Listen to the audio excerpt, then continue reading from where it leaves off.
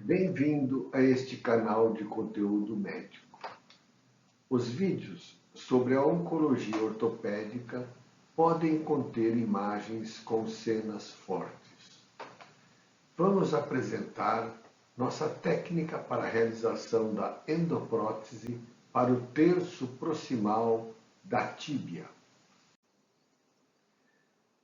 Para o planejamento, precisamos obter uma radiografia que contenha toda a extensão da lesão. E no sarcoma de Ewing é fundamental a realização da ressonância magnética, visando delimitarmos de forma precisa a extensão do tumor. Traçamos uma linha paralela à interlinha do joelho, sobrepomos uma régua perpendicular a esta linha e ajustamos a imagem em perfil tanto da radiografia como da ressonância. E podemos verificar que os limites do tumor são melhor identificados pela ressonância. O catálogo da nossa endoprótese nos oferece os módulos disponíveis.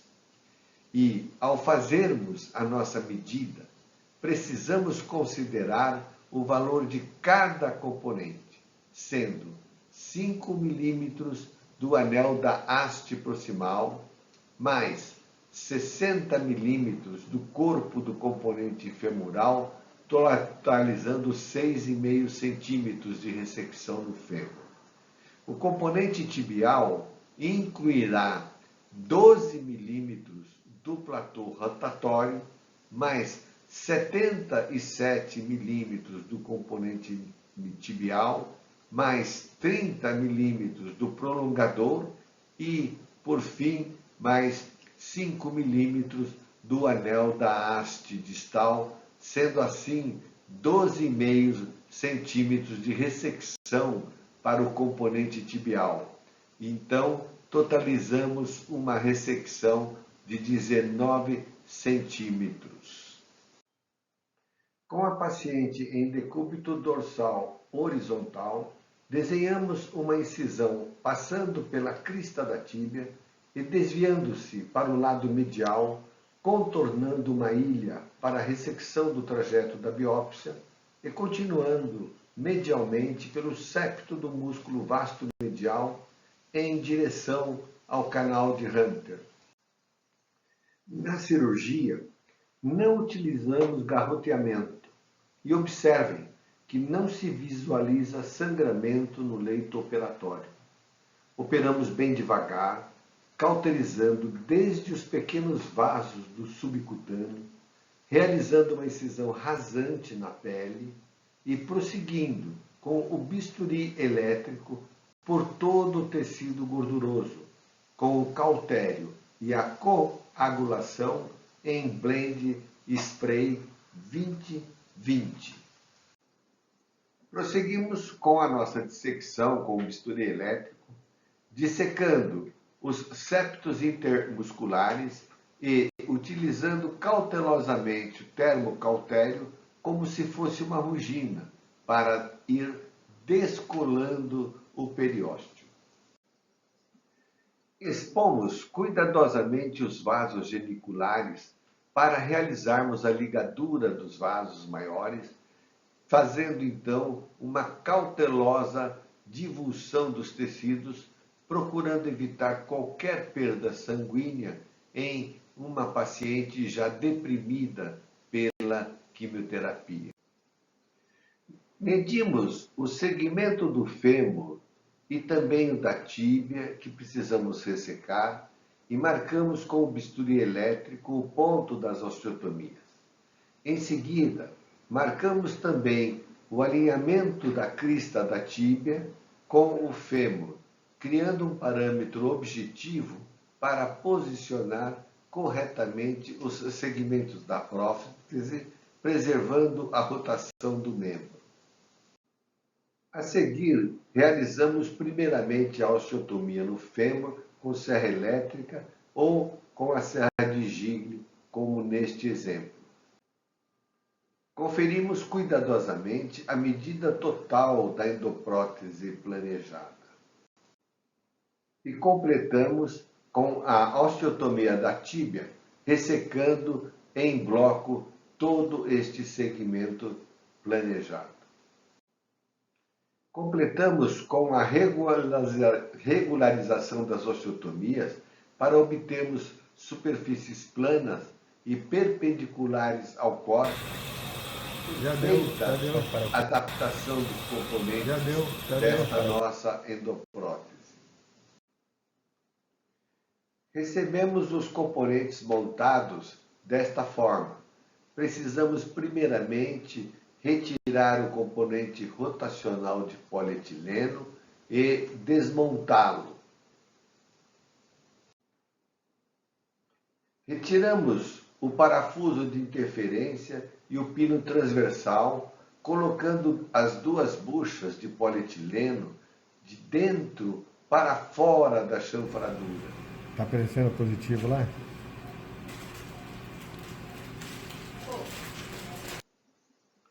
Após a colocação da segunda bucha, continuamos a o componente rotacional, Ok, pode parar. o segmento do fêmur.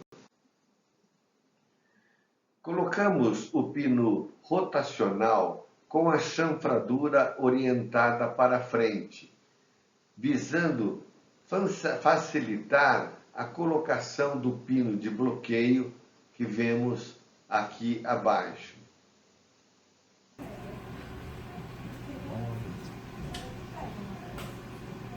Ok, pode. Girando o pino rotacional lentamente com o machado, caçamos a orientação da rosca para fixarmos o parafuso de bloqueio na chanfradura. Pode parar. Com a fenda alinhada, fixamos o parafuso de bloqueio na fenda do pino rotacional. Colocamos os parafusos de fixação da haste femoral para encaixá-la suavemente. Ok, pode parar. Ok, Davi? Executamos a seguir a compactação do encaixe da haste, que é ligeiramente cônico, com 2 a 3 pancadas.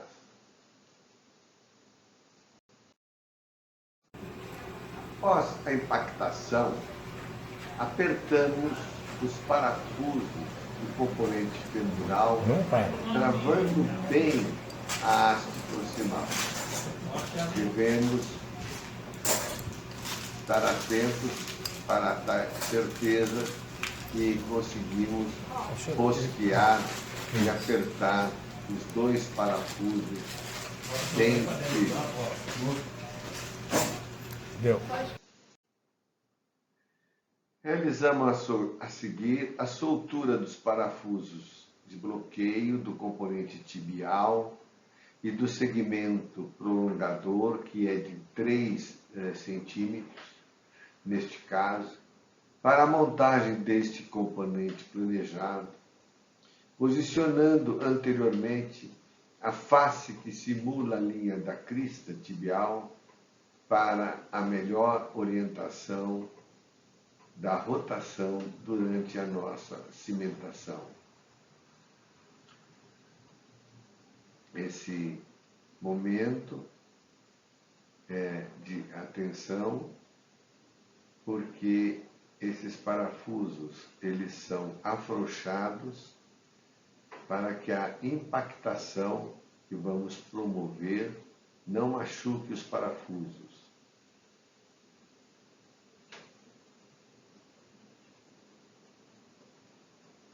Chefe. Completamos a montagem para que possamos executar também a compactação da haste tibial e do prolongador. E, posteriormente, vamos apertar os parafusos de bloqueio, tanto do componente prolongador quanto do componente tibial. São, no total, 8 parafusos que devem ser rosqueados até o fim e, posteriormente, utilizar a força desta chave com a sua alavanca de cabo maior, para que possamos então fazer um aperto com mais precisão.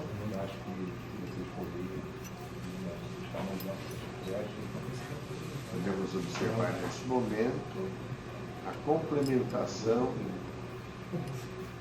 do ajuste firme dos 8 parafusos, 2 anteriores e 2 posteriores.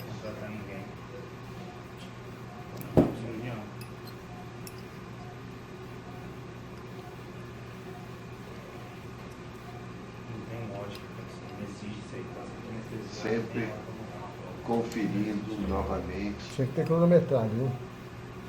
Ok? Desta maneira, completamos a montagem da nossa endoprótese conforme havíamos planejado. Aqui nós podemos observar a haste proximal, o segmento do fêmur, o segmento da tíbia, o prolongador e a haste tibial.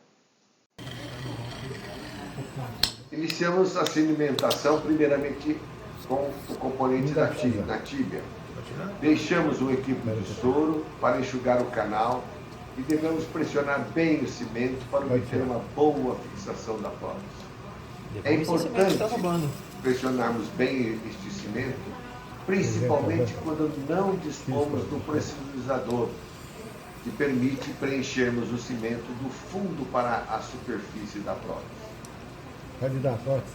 Devemos então colocar a prótese tibial inserida cuidadosamente e orientando-se a face anterior da prótese com o alinhamento do segundo metatarso. Pra fora um pouquinho depois, pra fora. Aí. Pode parar. Removemos o excesso de cimento e devemos manter a pressão e o alinhamento durante todo o processo de secagem do cimento, que varia segundo o fornecedor e também com a temperatura da sala cirúrgica.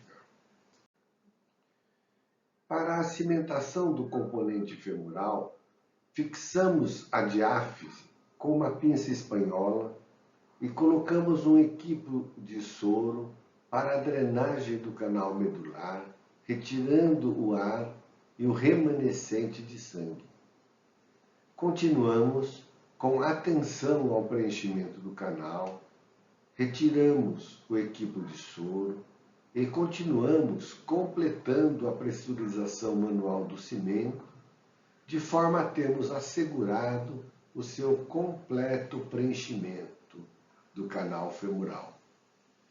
Continuando, passamos a inserir a haste do componente femoral, orientando a equipe para mantermos a atenção ao alinhamento correto.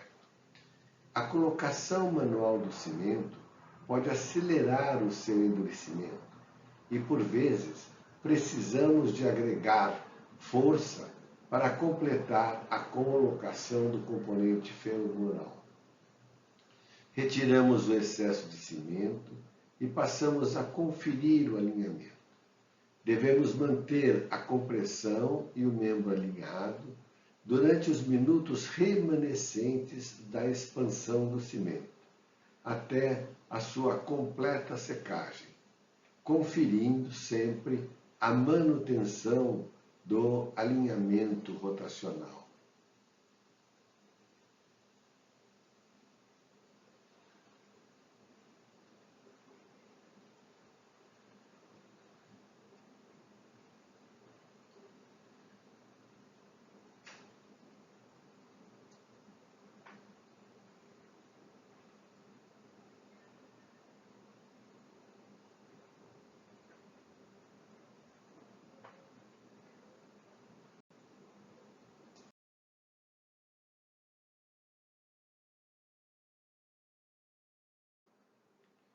Com o membro em O 90 máximo que você graus, dá, 7 máximo que você dá. realizamos uma pequena tração e encaixamos os componentes, completando a sua redução, Esse vídeo tá legal, hein? mantendo a rótula no sulco femoral.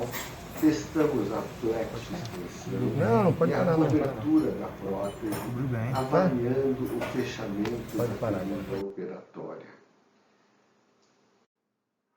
Após a cuidadosa revisão da hemostasia, passamos à inserção do ligamento patelar na prótese tibial, testando a flexo-extensão. E, após a colocação do dreno, completamos o fechamento de todo o plano muscular.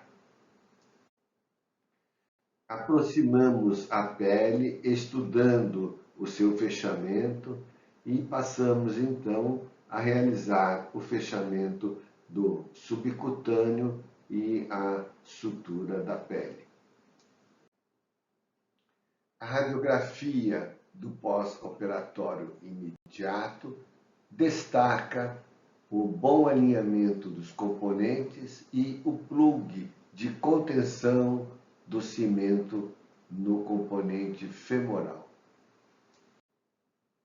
Radiografias nas incidências de frente e perfil por inversão de imagem, confirmando o bom posicionamento dos componentes. Em detalhe, confirmamos o plug de contenção do cimento em excelente posição. Radiografias de frente e perfil com boa cimentação e as imagens panorâmicas de todo o membro inferior, mostrando uma adequada reconstrução e alinhamento com esta prótese de substituição do terço proximal da tíbia. Paciente operada em 2017, atualmente com 7 anos e 6 meses de pós-operatória, curada e muito bem funcionalmente, um alinhamento dos membros inferiores, uma boa extensão da perna operada e carga monopodal estável. Flexão com carga simétrica, membro esquerdo sobre o lado operado, com boa desenvoltura. Agora observamos o membro direito, que é o operado, sobre o esquerdo, com boa função, elegância e simetria. Paciente operada há mais de 7 anos, curada, com deambulação normal, sem claudicação, boa flexo-extensão, boa desenvoltura, uma excelente função e estética.